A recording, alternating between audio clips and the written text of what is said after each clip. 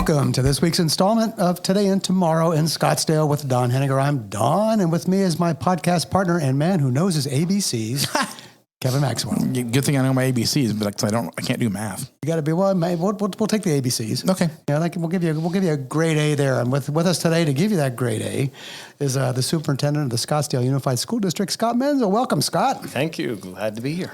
You've been here before. We're trying to look back at. He's actually our first repeat guest. He was on probably maybe a little bit over a year ago. So it's your second visit with us, and we've talked about your past career. Last time you were here back then, but let's refresh just a little bit for people who might be new to the podcast, or maybe even new to Scottsdale. Who knows? And one first question to open up with you, Scott. What inspired you to get into education in the first place? So I think you may know I have an undergraduate degree in religion. And I decided not to go into pastoral ministries, and I went to Washington, D.C. to get a master's in philosophy and social policy. But really what inspired me is I wanted to do something that had a positive impact in community. And in particular, I was observing as I was going through school that there were opportunities for some people, but not opportunities for all. And I believe that every child, regardless of circumstance of birth, deserves an opportunity to achieve their full potential. And I couldn't think of a better way to positively impact community than working in the public education system to ensure that every child has that opportunity. Perfect. I don't remember asking him that last time, No. Kevin. That's new news to me now, so that's awesome. See, we always learn new stuff. Even with old guests, we learn new things. So that's Old guests? Previous guests. Recycled guests. How does that Sarah sound? Kearney was here. You were talking about Sarah Kearney earlier. She was here and told us she's a game show fan. She likes to watch game shows. Who knew? I know, right? Yeah, Exactly. who knew? You never know. So you've been in your job now as superintendent for almost going on 4 years. Looking back over the 4 years, talk a little bit about what some of the accomplishments that the district has made under your leadership that you're most proud of. Well, there are a couple of things. One, we navigated the COVID pandemic in a way that not everyone was in agreement with the decisions that were made, but I will say that we returned back to in-person learning more quickly than many districts did, both in the state of Arizona and around the country. When you look at our academic achievement data now, while we saw the dip like many did across the country, our recovery has been faster. And so our students are better positioned than many other communities, both in Arizona and around the country. I would say that two really significant things that are positive for the school district and the community was the district additional assistance override that passed last year, and the M&O override that passed this year. Scottsdale is a community that has traditionally supported public education, and on the heels of the pandemic and the challenges that we faced, we see continued academic growth. We see the community supporting through both capital assistance and the maintenance and operating override votes. Those are all positive signals of a school district that is poised for future and continued success. 2 overrides since he's been around. That's pretty impressive. Yeah, it is, really. And the last override, we talked about this before, a bunch of districts in the state didn't get it. Big Mesa, big one. So, it's not a slam dunk.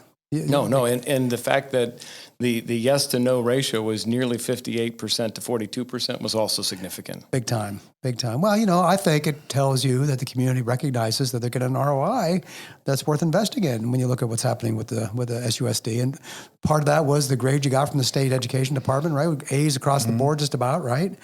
So the excellence, I think, can certainly point to the fact that what you're doing there is paying off.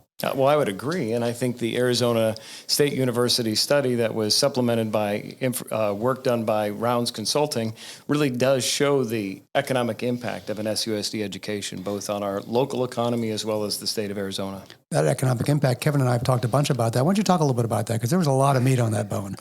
So the district decided to engage Arizona State University in a study to review what is the true impact. There are a lot of people who provide anecdotal information, but we wanted to go to the experts who really look at what do we get in exchange for the money that's spent on public education, particularly in Scottsdale. And their study yielded some pretty significant results, essentially a return on investment of $5 for every dollar invested. When you think about the performance of Scottsdale Unified compared with the state average, the differential is how we can determine that return on investment.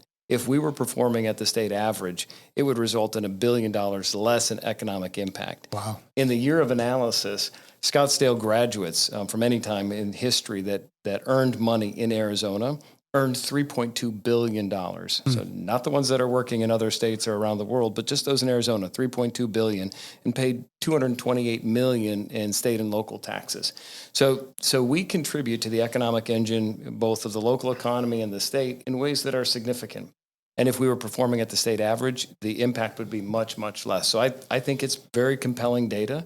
It's really evidence of why it's so important to continue investing in the public education system. Do you think that data had something to do with the override? And my other question would be, how do we get more exposure to that data out to the general community? People may not be aware of, as much as they ought to be about the impact that's happening there. Those are big numbers. So we've put it out on social media. We've included it in the source, our monthly update of information that's taking place. It's hard to know how much people read. Right. And quite frankly, once you get into economic data, I know Kevin was joking, he probably does do math, but sometimes when you get into ASU level of economic analysis, eyes blur over. That's why we engaged Rounds Consulting, and Jim Rounds, is a Coronado Don. Yeah, he's a a legacy. Really? Yeah. And he's well respected across the valley. Elected officials look to him for the analysis, and he really took what was an academic exercise and translated it into language that people could understand. We do have an infographic on our website that really boils it down to its core components. But I think that's really important. In public education, we often don't do a good enough job in telling our story. People like to highlight the negatives and they gravitate to that, but there's so much positive that's happening all the time. And the bottom line is really compelling. So ask me about this, because to my understanding, not many school districts have done a study like this where they try to measure the economic impact of their graduates in their local community. Is that right? Is this kind of a unique thing? So it's true. It's not done very often. We had, in other conversations, learned of a study that was done in Flagstaff in 2012, and it was done by NAU, and it was kind of the template that we started with, and we said, well, we need to ask more nuanced questions than what were asked there. Because again, when you think about the impact of the public education enterprise, whether it's Scottsdale, which we've grown over time, and we have graduates who have distinguished themselves across all sorts of occupational areas, or even in small rural communities where the school district is the community. Right. Understanding what the impact is of every dollar invested on the surrounding economy is pretty important. Most organizations assume that the benefit is there. We wanted to be able to show that using the data that we had available. Powerful stuff. I think this is great how you're trying to quantify it. It's never been done before, really. And the proof's in the pudding. Well, you read math, Kevin, so you're not too bad about that. So just keep reading all the results. You don't have to add them up yourself. Just read the results. I can do like election math and stuff like that. Yeah, that works out pretty fine. Scott, you guys also, I think this is pretty recently, because I remember talking to Julie Sineski about this. You've added a pretty good PR component to the district now, right? A PR person that may not be that new now, but how long has that been going on? So we've had a director of communications and marketing for a period of time. In fact, a number of people have cycled through that office. But our current director, Christine Harrington, is someone who came back to us. She has an experience as a TV broadcast personality. She recently won an Emmy for one of her stories that she had done. So she's really skilled, and she's also a parent in our district. She understands the value of all of the different educational opportunities that we provide. Parents have choice within Scottsdale, and she is an expert storyteller. And I think that's really important at a time where being able to get your message out there in a way that's compelling requires storytelling. She's very good at that. Got to make it simple for people these days, because they don't read. You're totally right about that. They don't read, and sometimes they don't pay attention to facts. Yeah. They go with whatever they believe and then just kind of roll with it, Some of the what were some of the challenges that you had over the past couple of years that you feel that you've overcome? And maybe some things that you're seeing down the road that that kind of keep you up at night? So when I think about our challenges, I chunk them into our academic challenges, the political challenges, and the financial challenges. On the academic front, while we have data that shows we're outperforming state and national averages in many areas. And in fact, when you look at our ACT data, our trend data looks better than the state and national averages, which are going the wrong direction. But when you peel back the layers of the onion, we still have a lot of work to do with respect to achievement in mathematics. And so we're focusing on that like a laser. It will take time to show the results of that, but that's an area of focus for us. When you think about the political environment, we see in Arizona school of choice charters, they've been around for a long time and will continue to be. We want to compete in that environment. But the game changed with the universal ESA expansion. Mm-hmm. And not so much that we lost a lot of students on the front end. We did and have lost some people to ESAs, but it's the economic impact of the ESAs that really is becoming clearer as that has expanded far more than was originally anticipated. And so when you think about the state budget, the $1.7 billion deficit that was discussed in the governor's recent budget proposal, those all will have an impact on Scottsdale Unified School District. And the corollary to that is enrollment.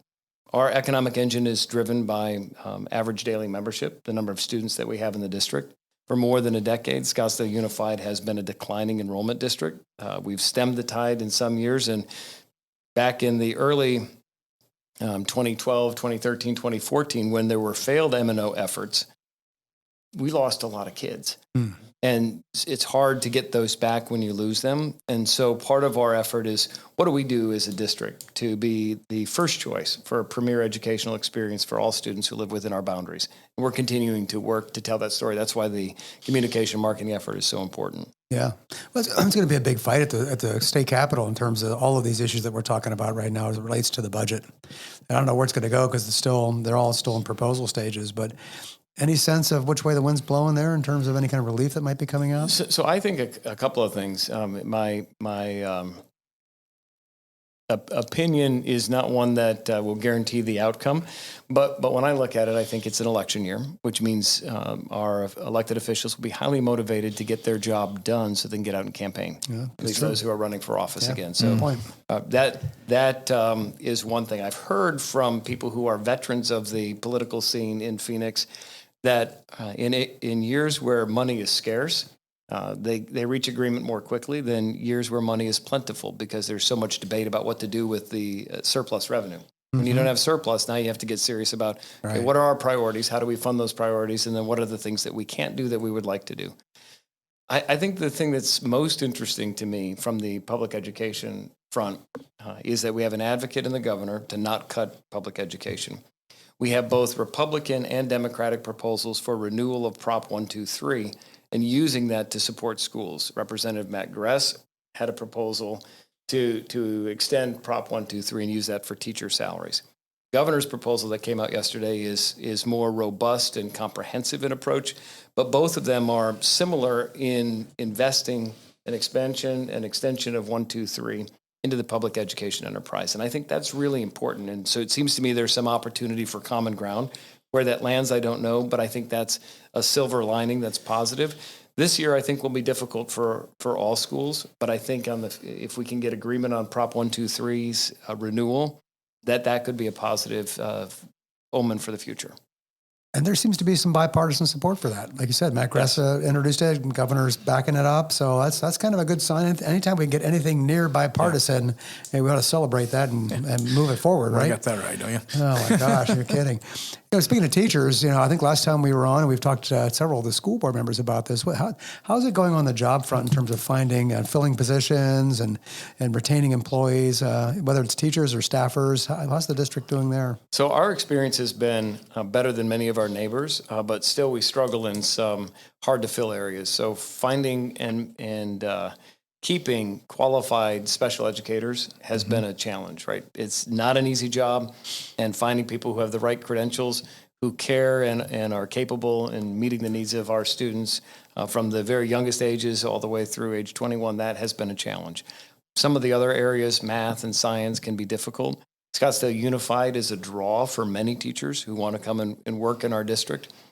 We're not the highest in terms of teacher pay, but we're not the lowest either. And so it's always a challenge for us. How do we maximize what we're able to pay our people? And then those other positions that are so critical to our success. You have to have bus drivers if you want kids to get to school. Right. The food service workers, those who are making hourly wages that aren't particularly high. We see a lot of churn there, and we're continuing to find strategies to be able to meet the need and fill those positions in all of our school districts. We've got a tremendously talented pool of individuals who are committed to the mission of the district. But that always is a concern. How do we attract and retain individuals who, at that hourly level, might find other things? And I think when you work in a public school system in Arizona, more than 12% of your check is taken out for the retirement system. Yeah. Right. So if you work at Chick-fil-A, you don't have that same deduction. Now, the pension benefit down the road, if you work 30 years, is Not cash in hand, though. Right. Exactly. Yeah. And so that's part of, we're competing with the private sector for some of those positions. Mm-hmm. Well, and you also look at the fact that it's, housing affordability in Scottsdale just means most of those folks are commuting from somewhere else anyway, like a lot of the other industries in town, right? And when gas prices go up, they're going to work closer to home than drive up to our northernmost district. That's an issue that we'll save for many discussions down the road, but that's a tough one to deal with. Yeah. Hey, I heard, I do a little bit of work with the Boys and Girls Club on a volunteer basis. I heard about a really neat project. We'll talk about, declining enrollment. One of the byproducts of that is you probably have some excess capacity on some facilities. And I heard about a really cool project. Can you fill us in on that? What's going on with the Boys and Girls Club? Yes. At the end of the last calendar year, the governing board approved moving forward with a proposed project in partnership with the Boys and Girls Club that would repurpose part of the Tonellia Middle School campus. You may recall that for a period of time, Tonellia was a K-8. Before that, it was Supai Middle School. Mm-hmm. We've returned it to being a standalone middle school because it's a pipeline issue. We want to grow the enrollment in Coronado, and there was not capacity to expand the number of students on that K-8 campus. Okay. And so what we've done is we've made it a 6-8 again, but that means that there's some space on that campus that's available, underutilized at the present time. And the Boys and Girls Club would like to have a second location in that part of our community. They used to have one. It was closed maybe in 2020 as the pandemic was unfolding. And so now there's an opportunity where they're proposing to build an enclosed gym in a space where we have open basketball hoops now, repurpose some of the space that's not being currently utilized. They would pay for the cost of the facility improvements. We would, in the 20-year lease, cover the cost of the custodial maintenance and upkeep of those facilities. During the school day, the district would have access to those improved facilities. And in the night and the weekends, the Boys and Girls Club will be operating it. It's a win-win-win, provided they're able to raise the funding to build it. And the school board has signaled an interest in moving forward with this partnership. So we're hoping to take the next steps early in 2023. That's fantastic. And that asset's 2024, excuse me. Yeah, and that asset's going to go back to the district, right?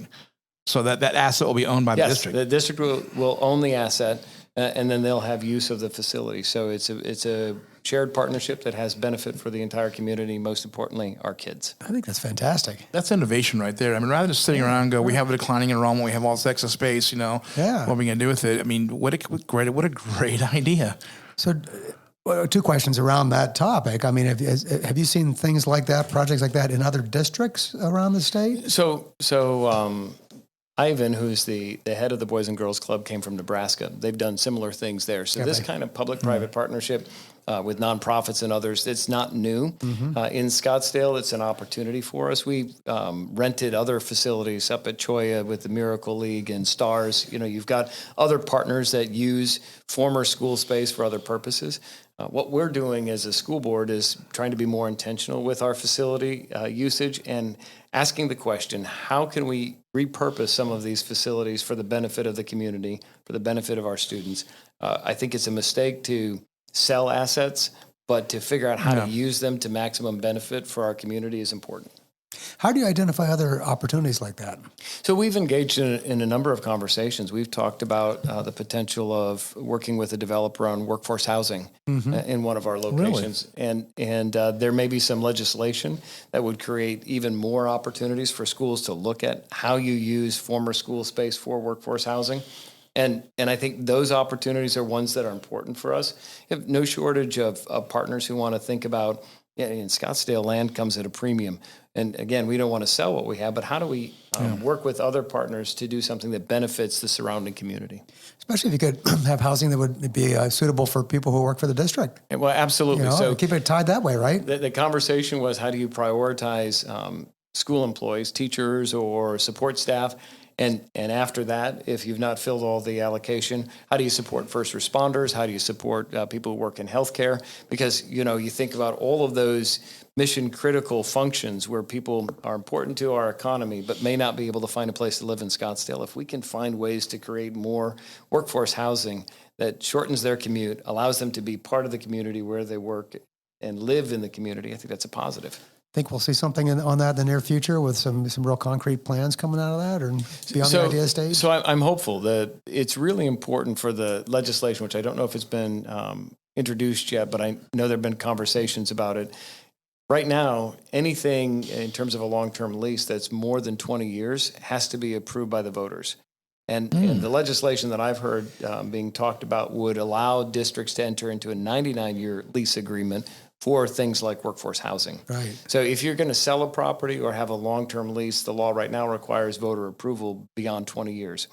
This would allow us to be able to enter those agreements for the benefit of the community without having to go to a vote of the people. Well, I'd hate to think you have to go to the vote of the people to get good projects like this done, right? Yeah. I mean, one thing to go to a vote of the people to get money for overrides, but to make smart, strategic decisions. I hope we can cut through the clutter on that one. That's the goal in this next legislative session. How are you working with the city? And there's been a lot of talk. I think there was a task force set up there. I don't know if it's still active or not, with city council members meeting with school board members and trying to figure out how the city and school district can work together on some other projects. Is there anything moving on that front? So the Joint Education Committee that includes the city, the school district, Scottsdale Community College does meet essentially 3 or 4 times a year. We've had conversations about any number of projects. The most significant conversations we've had during the course of the last year was how do we create internship opportunities, work-based learning opportunities for students, both at Scottdale Unified, Scottsdale Community College, and the vast array of career opportunities that exist within the city of Scottsdale, the government opportunities. Right. And so can we create meaningful learning opportunities and pathways for our students to move through the system? There's been some talk and interest in a Promise Scholarship that goes beyond the Coronado Promise, and thinking about how do we offer that for anyone who lives in Scottsdale. And the city's put some money towards that. And so that's in its early development phase, but something that I think people should watch. And the final thing is the mayor has expressed some interest in working with developers on workforce housing and how can we partner with the school district. So I think those are some of the examples of the types of conversations that take place in that joint committee meeting. And we'll see what happens. Our next meeting is at the end of this month. Good. I'm encouraged that it's still going on. I know those were set up a couple of years ago, I guess when Mayor Davids first took office. Yes. So it's good to see that it's still happening. That's where collaboration in today's day and world, that's exactly what we need, right? Yeah, absolutely. Well, and it's so important to be responsible stewards of taxpayer resources. And if we're not partnering, then we're not going to leverage the available resources. That's true. Yeah, how's the relationship with the business community? Because the business community could be a big help. I know there's been some good internship programs with the private sector too. How's that working? So, the Chamber of Commerce has been a great partner, as are many others. We've been continuing to expand work-based learning opportunities. As a Sterling Award finalist, we were able to showcase some of the work of our students, and we've got one at the Math Science Academy, actually several, who did internships at Axon. One who is now currently employed by Axon as a result of having done that internship. So when you think about what our students are able to offer, even while they're still in school, some of these unique opportunities exist. And so we want to continue to create opportunities for our students to explore, develop their talents, connect with employers in the community, and ensure that we have a robust pipeline from preschool opportunities all the way through post-secondary and ultimately into employment. That young man you're speaking about at Axon, he was the Jenkins Award winner at this year's. Oh, that is right? correct. Okay, yeah, right. Did you see that? I forgot the young man's name, but did you see the profile on him? Amazing story. Like, what'd you do today, right? It's like, how old are you? Exactly. Are you retired yet? Yeah. He hasn't even started, and look what he's doing. Yeah, what a great deal. Crazy stuff. So you talked a little bit about the political scene on the state level. Let's talk a little bit about the political scene on the local level. It's a school board campaign year, 3 seats open on the governing board, and we were speaking a little bit before the podcast about how contentious life is on all levels of society today, whether it's school boards, city councils, all the way up into the federal offices. How's it been navigating through that for you? So it's a time unlike any other. What I've seen here in the last 3.5 years is so different from the first 18 years of being a superintendent. But it's not unique to Scottsdale. The narrative's playing out all across the country. And it's an age of disinformation, misinformation. Culture wars have happened before. This is not the first time for culture wars. Yeah. They go in cycles. But the disinformation campaign and the rise of social media and how the echo chamber is just expanded so that people receive the information that confirms their biases without necessarily sitting down and having conversation. So for me, the greatest disappointment is that people don't sit down and have conversation. Right. If we could figure out a way to have civil discourse, I embrace diverse ideas. Let's put them on the table, have a conversation. We make better decisions when we put all the ideas on the table. But when it's about demonizing the other side, when it's about taking partial information and telling a story that's distorted and not factually correct because it's fitting a preconceived notion of what's happening, that's a problem. A superimposed narrative on the school district or on the community or on individuals is problematic. When people are looking at our teachers and accusing them of some things that they didn't do, it makes it hard to attract and retain talent. And at the end of the day, the public education system is absolutely an essential pillar to a vibrant and thriving community. Totally is. And so figuring out, sometimes you do have bad actors, just like in the police department. Sometimes you have bad actors, but the police department is absolutely essential to a safe community. Right. And so deal with the individual challenges, but don't paint everyone with the same broad brush. We're dealing with that same kind of challenge. And so that noise becomes a distraction. When day in and day out, I have people who aren't doing it for the money. They're doing it because they care about the kids and their success and their future. And so I would invite people who have questions to engage in civil discourse. I would encourage our community to pay attention to who's running and why they're running and how we ensure that we can protect the viability long-term of Scottsdale Unified School District and our larger community. That's great points, and they apply not just to Scottsdale or not just to school boards. It's happening on, like I said before, in just about every race. Facts matter, and people with agendas, particularly people who come from somewhere they're not local. They come from out of town and they have an agenda and they bring them to school. But it's been happening across the state, across the country. It's sad to see. I don't know what the answer is to it, but this year with 3 seats open out of 5, it's going to be a very interesting race. And I will tell you, there's a lot of people that are really recruiting hard, trying to get good candidates to line up. And hopefully that's an answer for us. That would be good. What is a good skill set and experience for somebody who should be running for a school board thinking about it? So for me, I will say a couple of things. One, they need to be doing it for the right reason, which is because kids. It's ultimately about how do you create the best possible educational system to meet the needs of our diverse learners. And kids come from a diverse array of backgrounds, all experiences in life. And so first, they have to be running for that. If you have a single issue-oriented candidate, in other schools, during the course of my career, I've seen people run because they cared about football, right, or they cared about one particular issue. And what we need is someone who cares about the whole system. I think that a skill set is being able to ask good questions. Yeah. If you're committed to the success of the enterprise and you know how to ask good questions to help it drive improvement, right? So preconceived notions, generally, people who end up on the school board, there are exceptions, aren't people who've worked in the system, right? Their expertise is in curriculum and instruction. But if you know how to ask the right questions, you can help drive improvement to make sure that we're spending the dollars to maximum impact. You think about our strategic plan. Goal number 5 is optimizing resources. There are some important skill sets. So if you have someone with a finance background, if you have someone who understands how systems operate, they can ask really good questions. I think collectively there's power in the school board. They can figure out how to work together in service of students in the community. Maybe we can do something, Kevin, in the year ahead. It's going to be a campaign year. We can try to shed a light on some of that with the candidates that are out there, bring them in for some discussions with us, and just to see if we can't do at least our part in trying to set the table for what we hope will be a good result. Yeah, well, we're trying to do our best to tell the stories, right? We have a lot of people from SUSD on the podcast, and we're always talking about the positive impacts they're making in our community. This ROI study that they just did with ASU is a perfect example. The ROI study, the grades we're getting from the state board, the override. I mean, when you look at what's happening, and this is true, I think, of all things in Scottsdale, whether it's city issues or school issues, it's so much positive. And we get caught up in so much of the negative all the time. And some of the folks that are going to be running are going to be accentuating and maybe even, stretching the truth a little bit on some of the negatives. And that's unfortunate because it's destructive. Right. And I think it's important that we're honest, we have opportunities for improvement.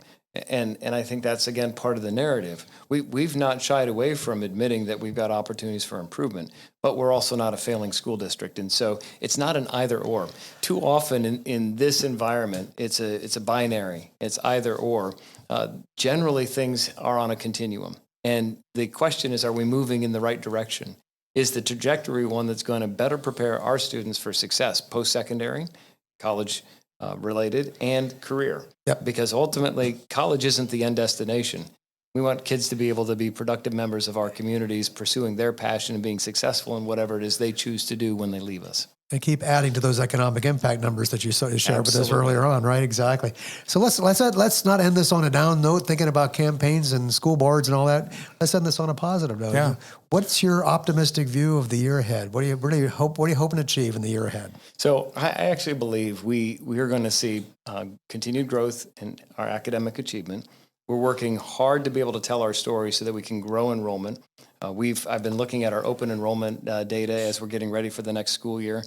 We still have just under 200 students on our wait list. We're working to get those off the wait list and accepted into our schools so that we can continue to support the schools, all 29 of them, in our online programming. But I believe that what we'll see is, in spite of all the noise, that in Scottsdale, people will come together in support of community and kids. We've seen it happen time and time again. I feel optimistic as a result of the M&O override. I think that demonstrated that there's overwhelming support, not just this close, narrow victory, but overwhelming support. And I think if people choose to get off the sidelines and into the game, we will be able to show positive outcomes for our kids and community. Good stuff. Kevin, we got to accentuate that and do all we can to help Scott reach that goal and that vision, right? Absolutely. I mean, you're doing a great job, Dr. Menzel, of running our district. I mean, you're fighting a three-headed monster. One is declining when it comes to declining enrollment, because one, it's harder to live in Scottsdale because houses are so affordable. Driving out young families to go live in other communities, they can't afford to live in Scottsdale. You got the ESA thing, which you talked a little bit about, which is just something you have to deal with. And then you have just the state funding at state level, right? So you got three different things you're fighting all at one time to make sure that our schools are the best, and you're doing a great job. Keep the fight going for sure, Scott. Yeah, absolutely. And thanks again for being with us today. We're going to get you back again, too. Does not mean that's the end of the game for us. We're going to have you back for sure. But your leadership at the Scottsdale Unified School District has been awesome, and your involvement in our community, you're everywhere there, too. So we appreciate everything you're doing for all of our community, and you truly make life better for all of us. And thanks to all of you for listening, and perhaps this will inspire you to discover ways you can make our community and our school district better too. See you next time for Today and Tomorrow in Scottsdale.